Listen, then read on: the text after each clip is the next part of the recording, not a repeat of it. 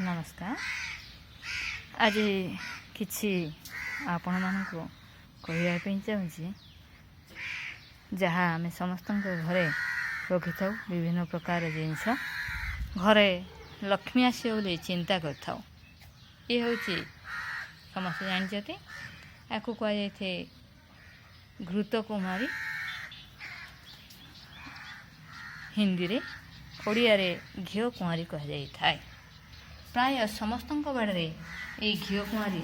लगे था विशेष भाव आमर तेलुगु भाषाभाषी भाई भौणी मैंने लगे था लक्ष्मी आसियो। हाँ बंधु सतरे लक्ष्मी आसता घर को जदि देह खराब है ताहले आम घर लक्ष्मी चली जाते टंका सोना जहाँ जीवन जाक रोजगार कर जहाँ बैंक बैलेंस आमर थाए से सबू जाक आमर सरी जाए किछि समय भितर लक्ष लक्ष टंका खर्च हो किंतु देह ठीक ही न थाए शेष रे शरीर नष्ट हो जाए धन संपत्ति घर सुना एसब भी चली जाए किंतु ये जदि घर घीओ कुआरी को आमे आम बाड़ी रे लगेबा कुड़ुआरे बहुत सुंदर भाव लगी जाए देखते चेर अच्छी मु बर्तमान काढ़ी आनी बाहर करके आमे प्रतिदिन नियमित भाव विभिन्न प्रकार देह खराब आम उपयोग कर विशेष भाव आमर जदि देह खराब अच्छी उदर जनित समस्त समस्या को दूर कर दी था।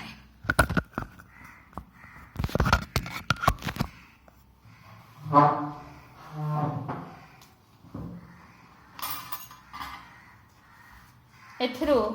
आमे खंडे पाखुड़ा बाहर कर परिबा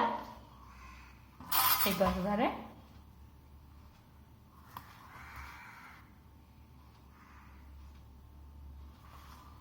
जो मानकर पेट सफा होने बहुत लोग कही था मुझ योग करूने से मो सकाल सकाल तो पेट सफा होने चा पर चा सिगरेट पर सिगरेट पान पुड़िया सब ताऊपर पकई था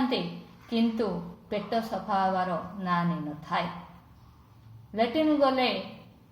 आपण बसी था अध घंटा घंटाटे पर्यंत पेट सफा हो पार न थाए आपण जदि आर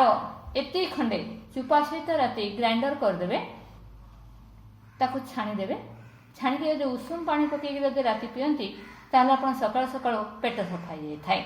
एमती काटी सारा किछि समय रखिए किछि समय रखा आर गोटे कषाड़िया जिनिस निर्गत होई थाए ताहा निर्गत हो सारा भल भाव धोईदे ए दुई साइड कंटा को बाहर करने आम बर्तमान धोईदेवा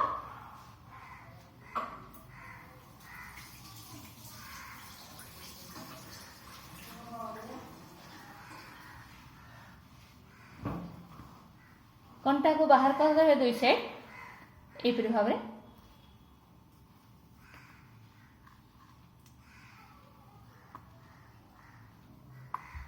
तापरे आर गोटे पखर ऊपर चुपड़ा को आमे छुरी सहित आराम आराम रे बाहर करदवा एपरी भाव बाहर करदे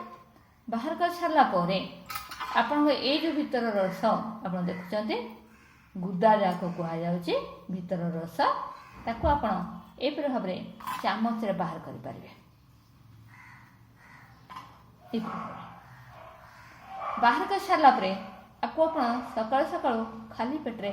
खाई परिबा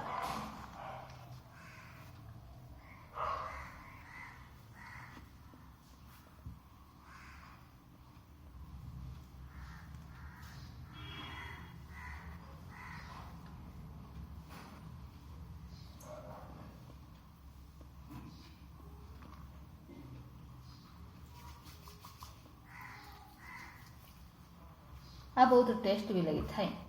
आपण प्रतिदिन खाइबे अभ्यास हेले भल लगे नचेत आप भाव बाहर करके संख्या छाड़ दे पारे जब चुबई पाना। ताहले आपन कोन होइथाय पेट सफा होइथाय आपन छाती जला हाथ जला पाद जला रे लाभ मिली थाए आपनकर गैस्ट्रिक एसिडिटी रे लाभ मिली थाए आपनकर एही घिओ कुआरी अल्सर को ठीक कर थाए आपन कैंसर को भी दूर कर थाए स्किन डिजीज रे भी लाभ मिली थाए आपन प्रतिदिन यदि नियमित भाव में खाती ताहले आपन एही सब समस्या मुक्ति मिली थाए तेणु नियमित आम जब सकाळ खाइबा ताहले हमर गैस्ट्रिक को भलो करि परिबा एलर्जी एक्जिमा को भलो करि परिबा आउ आपन जॉइंट पेन जोड़ा कि आंठु बथा अंटा बथा ये सब दरज को भी आपन कम कर थाए बहुत लोग कही था ना यह खाइबा द्वारा ठंडा हो जाए आपन टिके गोलमरीच गुंड पकई भी आपन तक खाई परिबे जहाद्वारा कि आपन ठंडा को प्रतिहत कर थाए गोलमरीच आपन खाई सारला परे आपन ए जो चुपा अच्छी ताकू भी आपन भल भाव मुँह रे आपन घसी पारिबे मुँह रे घसीवा द्वारा हाथ गोड़ मुँह जेकोसी जगार आप घसी पारे विभिन्न प्रकार चिन्ह जहाँ आप आगु से चिन्ह आपंकर किछि कम दिन भितर आप दूर हो जाए चिन्ह लिभि जाए मुँह चिकन हो जाए आप सौंदर्यता वृद्धि पाई थाए ब्यूटी पार्लर जावाक दरकार पड़ न था तेणु आप नियमित भाव में आपको भी आप घसी पारे एपरी भाव हाथ में घसी पारे एपरी मुँह भी आप घसी पारे एपरी भाव जहाँद्वारा कि आप एत समस्या जब दूर कर निश्चित भाव में आप लक्ष्मी आपण घरे रहा लक्ष्मी आसला लक्ष्मी आप गला ना तेणु आप समस्त बाड़े ये घिओ कुआरी गछ लगातु आउ ये जड़ीबूटी दिवस आसुची अगस्ट 4 तारिख आम जी पाचे ये गछ समस्त आम बाड़े जदि अधिका अच्छी अन्य दबा आने पाखे जदि आम आनिबा आमर निज कुड़ुआ निज घरे आम लगेबा गछ को आ प्रतिदिन व्यवहार करवा केवल लगेबा नहीं ताको आम प्रतिदिन नियमित व्यवहार कर आ गोटे कथा आप खाई पाना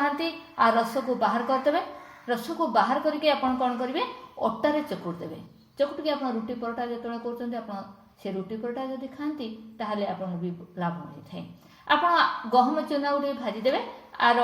रस को पकईदे चीनी मिसेकी आप गुड़ा करके भी खाईपारे टिके घिओ पकईकि जहाँद्वारा कि आप